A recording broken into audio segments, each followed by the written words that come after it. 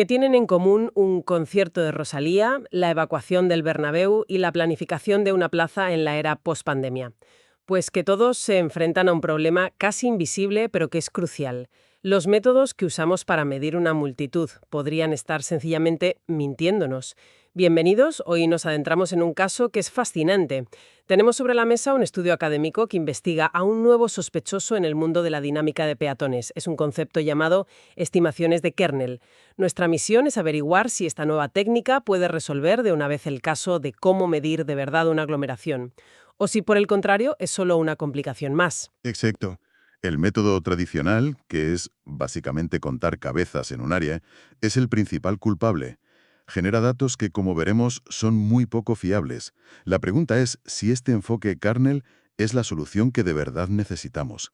Vamos a ponerlo a prueba, a compararlo con otros rivales que ya son conocidos y ver si realmente nos da una imagen más fiel de la realidad. Pues el caso está abierto. Vamos a analizar las pruebas, interrogar a los sospechosos y a ver si podemos llegar a un veredicto. Desgranemos esto.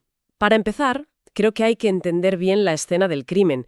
¿Por qué el método de toda la vida, el de personas por metro cuadrado, es tan problemático? El artículo lo deja muy claro desde el principio. El problema es que es un método terriblemente tosco. A ver, imagina que intentas medir la fiebre de un paciente con un termómetro que solo marca o 37 o 40 grados, sin nada en medio. Te pierdes toda la información. Te pierdes toda la información crucial. No sabes si la fiebre está subiendo poco a poco o si va a dispararse. Pues eso es lo que pasa al contar personas. A ver si lo entiendo. Pongamos un ejemplo práctico. Una cámara de seguridad en la estación de Metro de Sol, por ejemplo. Apunta a un recuadro que está pintado en el suelo. En un fotograma, la cámara cuenta 3 personas. Una décima de segundo después, una persona más pisa ese recuadro. Y ya son 4. La densidad, como medida, acaba de dar un salto del 33%. Así, de forma instantánea. Exactamente. Esos saltos discretos, que es como los llama el estudio, son veneno para cualquier modelo que intente predecir el comportamiento. Una simulación que recibe esos datos se vuelve loca. Pero el problema es más profundo. No es solo que los datos salten, es que ocultan la información más importante. Tener a 10 personas repartidas uniformemente en una sala de 10 metros cuadrados nos da una densidad de una persona por metro cuadrado. La media, sí. Pero si esas mismas 10 personas están acorraladas en una esquina de 2 metros cuadrados, la densidad media de la sala sigue siendo la misma. Pero la situación en esa esquina es de 5 personas por metro cuadrado. Es una situación de riesgo que el dato global simplemente no ve. Vale, el método tradicional es un testigo muy poco fiable. Necesitamos algo más sutil, algo que nos muestre los matices. Y aquí es donde entra nuestro principal sospechoso, el concepto kernel. Aquí es donde la cosa se pone interesante, sí. La propuesta es dejar de tratar a las personas como simples puntos que están dentro o fuera de un área. En su lugar, cada persona genera una especie de campo de influencia a su alrededor, una distribución de densidad. Como si cada uno tuviéramos un aura. Me gusta esa idea. O sea, que la densidad en un punto concreto del espacio ya no es una cuestión de cuánta gente hay en este metro cuadrado, sino de cuántas auras se están solapando aquí y con qué intensidad. Suena mucho más orgánico, ¿no? Más real. Es una idea muy potente. El estudio lo formaliza diciendo que la densidad total es la suma de las densidades individuales de cada persona. Pero claro, esta elegancia esconde una pregunta clave que lo cambia todo. ¿Cuál? Darlo es el verdadero meollo de la cuestión. No es una solución mágica que aplicas y ya está. Es un marco de trabajo que te obliga a tomar decisiones. Entiendo, o sea, no es una sola herramienta, es como una caja de herramientas. Y el estudio explora áreas. Está el kernel cilíndrico, que es el más básico. El más simple. Un círculo de influencia constante, como una galleta. Si estás dentro del círculo, la densidad es X, si estás fuera, es 0. Pero los que parecen más prometedores son los suaves. Sí, los que no tienen un borde tan cortante. El kernel cónico, por ejemplo. Es como un cono visto desde arriba. La influencia es máxima justo en el centro, donde está la persona, y va disminuyendo de forma lineal hasta que llega a 0 en el borde. Y luego está el rey de la estadística, el kernel gaussiano, que tiene la forma de una campana. ¿La campana de Gauss? ¿Sí? Su influencia decae muy rápido, pero teóricamente nunca llega a 0. Y las visualizaciones del estudio son espectaculares, la verdad. Las figuras 2 y 3 muestran mapas de calor. Con los métodos antiguos ves bloques de colores planos, como si fuera un mosaico. Con los kernels cónicos y gaussianos ves un paisaje suave, con colinas y valles que te muestran de forma muy intuitiva dónde se está acumulando la gente. Se ve más bonito, desde luego, pero esa fluidez tiene un coste en complejidad.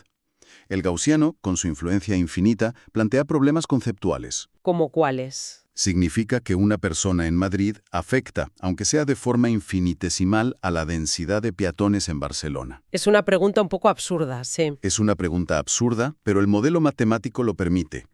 Luego mencionan de pasada el kernel de Borsalino. Que suena a nombre de gánster de cine. ¿Qué tiene de especial? Suena técnico, pero es importante. Dicen que es infinitamente diferenciable. Esto en la práctica significa que los modelos que lo usan son increíblemente sofisticados. No solo pueden predecir la velocidad de una multitud, sino también su aceleración, su cambio de ritmo, sin los saltos extraños que dan otros modelos. Ah, vale. Para simular una evacuación de pánico, por ejemplo, donde la gente acelera y frena bruscamente, es vital. Pero de nuevo, es una capa más de complejidad. O sea, tenemos a la familia kernel, que es sofisticada, elegante, pero un poco complicada. Y frente a ellos, el estudio presenta a un viejo rival, un método no kernel muy popular, el diagrama de Voronoi. Este a mí me parece fascinante. El Voronoi es el veterano astuto. Es una idea puramente geométrica. Imagina que cada persona es la capital de un país. ¿Vale? El diagrama de Voronoi dibuja las fronteras de esos países de tal forma que cada frontera está exactamente a la misma distancia de las dos capitales más cercanas. El resultado es un mosaico perfecto que divide todo el espacio. Cada celda es el territorio personal de un peatón. Y su gran ventaja, por lo que entiendo, es su objetividad, ¿no? No hay que decidir el tamaño del aura, no hay parámetros. Pones los puntos y la geometría hace el resto. Es directo, es puro. Esos mapas de bloques de colores, esos saltos abruptos de los que queríamos escapar. Entonces la pregunta es, ¿qué preferimos? ¿La elegancia matemática de un kernel o la simplicidad directa de Voronoi? Entiendo tu punto sobre la simplicidad de Voronoi, pero ¿no es esa simplicidad precisamente su limitación? Quiero decir, gestionar una multitud de 100.000 personas en el Primavera Sound es un problema complejo. Quizás una herramienta simple, aunque elegante, es, pues, simplemente insuficiente para la tarea. A lo mejor necesitamos esa complejidad del kernel. Es un buen contrapunto. ¿Priorizamos la fidelidad al fenómeno, que es complejo, o la simplicidad del modelo? Lo interesante es que el estudio no te obliga a elegir. De hecho, su gran revelación es otra. Espera un momento. Si dices que el Voronoi es tan diferente, con sus bordes afilados y su falta de parámetros, ¿cómo es que el estudio los pone en el mismo ring? Me da la sensación de que aquí hay un giro. Ahí está la clave. El objetivo del estudio no es coronar a un ganador. Es demostrar que el concepto kernel es tan flexible que puede actuar como un imitador. Puede disfrazarse de los otros métodos. Ah, sí. Demuestran que, si ajustas el radio de un kernel cónico, puedes conseguir que sus resultados sean prácticamente idénticos a los de un diagrama de Voronoi. Un momento. Si puedes hacer que un kernel se comporte como un Voronoi simplemente ajustando un parámetro, ¿significa eso que en realidad nunca ha habido un debate real? ¿Que siempre han sido dos caras de la misma moneda? Significa que están más conectados de lo que parece, pero yo matizaría lo de simplemente ajustando. El diablo está en los detalles. El propio estudio admite que el radio óptimo para imitar a Voronoi cambia dependiendo de la situación. No es el mismo radio para gente paseando tranquilamente por un parque que para gente atrapada en un atasco a la salida de un concierto. O sea que para que el kernel imite bien a Voronoi, primero tienes que saber qué está pasando, si hay congestión o no. No elimina la necesidad de entender el contexto. Exacto. No es una solución universal, sino un marco que te permite traducir entre diferentes idiomas. Lo mismo pasa al comparar el kernel gaussiano con el cónico. Puedes hacer que se parezcan mucho si estableces una equivalencia matemática, como que el radio del cono sea 3 veces la desviación estándar del gaussiano. Lo que demuestra es que el concepto kernel es una especie de piedra de Rosetta que nos permite entender cómo se relacionan todos estos métodos entre sí. Entendido, un marco de trabajo común. Pero hay otro método que analizan que me llama muchísimo la atención, sobre todo después de los últimos años que hemos vivido. Es la estimación por distancia mínima. Sí, es un enfoque completamente diferente. Y es que después de todo lo que hemos vivido con la distancia social, Este método de distancia al vecino me parece el más intuitivo de todos. No se fija en una área, se fija en las personas. Mide lo cerca que tienes al individuo más próximo. Esto captura la sensación de agobio, ¿no? No es lo mismo estar en una habitación con 10 personas a 5 metros de distancia que con una sola persona respirándote en la nuca. ¿Por qué este método no es el estándar de oro? ¿Qué le falta? Me encanta que lo plantees así porque es la pregunta correcta. Es el método que mejor refleja la experiencia psicológica del individuo. Me recuerda estar en el metro en hora punta. La densidad oficial del vagón puede ser baja porque no está lleno, pero si tienes a alguien pegado detrás, tu sensación de agobio es máxima. Este método intenta capturar eso. Entonces, ¿cuál es el problema? El problema es su aplicabilidad. El estudio es muy honesto aquí. El modelo que analizan funciona bien en escenarios muy concretos, como el de su experimento, donde todo el mundo camina en la misma dirección hacia una única salida. En ese caso, puedes definir la distancia al vecino más cercano que está delante de ti. Pero ¿qué pasa en una plaza, en un festival, en un cruce de calles donde la gente se mueve en todas direcciones? ¿Quién es tu vecino relevante?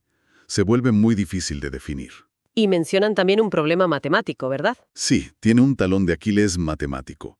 Justo en el punto donde está una persona, la distancia a sí misma es cero. Si la densidad se basa en la inversa de la distancia, la densidad tendería a infinito. Claro. Requiere ciertos parches para evitar estas singularidades, y eso le resta elegancia y robustez. Es una idea brillante a nivel conceptual, pero muy frágil a la hora de generalizarla. Por eso no es el estándar. De acuerdo. Creo que tenemos todas las pruebas sobre la mesa. Es hora de recapitular y llegar a unas conclusiones. ¿Qué hemos aprendido de este caso? Yo diría que la primera lección es clara. El método clásico de contar cabezas en un área es culpable de darnos una visión simplista y a menudo engañosa de la realidad.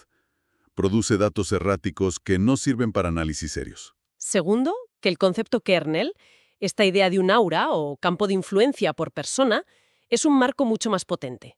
No es una única solución, sino una familia de herramientas que nos dan mapas de calor más suaves, más realistas, mucho más útiles para entender qué pasa de verdad en una multitud. Tercero, y esto es fundamental, no hay una herramienta perfecta para todo. La elección entre un kernel cónico, uno gaussiano o incluso el viejo Voronoi depende del trabajo que quieras hacer. Si estás creando una simulación para una película de Hollywood, querrás la fluidez visual de un gaussiano. Si eres un urbanista dividiendo zonas de influencia para colegios, la simplicidad geométrica y no paramétrica de Voronoi es probablemente tu mejor aliada. Y yo añadiría una cuarta conclusión, que para mí es la más importante del estudio, que a pesar de sus diferencias, todos estos métodos hablan un idioma común. El kernel actúa como esa piedra de Rosetta que nos permite traducirlos. Un cono puede actuar como un Voronoi y un gaussiano como un cono. Lo importante no es la herramienta en sí, sino entender el concepto subyacente de cómo se distribuye la densidad en el espacio. Totalmente de acuerdo. Pero si queremos dejar una última idea en el aire, un cabo suelto para seguir investigando, sería este. Todo este análisis, todos estos kernels perfectamente simétricos, círculos, conos, campanas, se centran en una foto fija de la multitud. Pero la esencia de una multitud no es dónde está, sino hacia dónde va. Es el movimiento. ¿A dónde quieres llegar? La pregunta que este estudio no aborda, y que es el siguiente paso lógico, es ¿cómo cambiarían estos mapas de densidad si los kernels no fueran simétricos y si se alargaran en la dirección en la que una persona está caminando como una estela, reflejando su intención y su velocidad? Un kernel que anticipe su trayectoria inmediata. Eso ya no sería solo medir la multitud. Sería empezar a entender su comportamiento colectivo. Sería pasar de la fotografía al vídeo. Pasar de dónde está la multitud a hacia dónde se dirige. Una idea para seguir explorando. Gracias por acompañarnos en este análisis a fondo.